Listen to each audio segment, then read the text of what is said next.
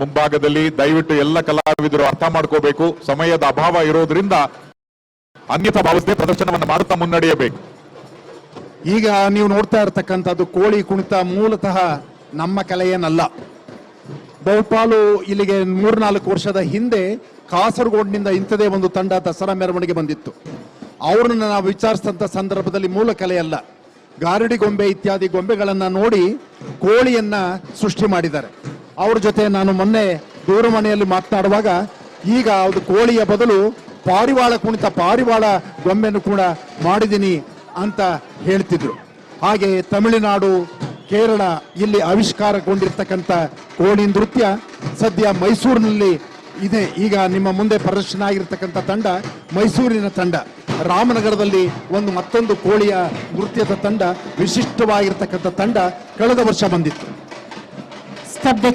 ತಮಟೆ, ನಗಾರಿ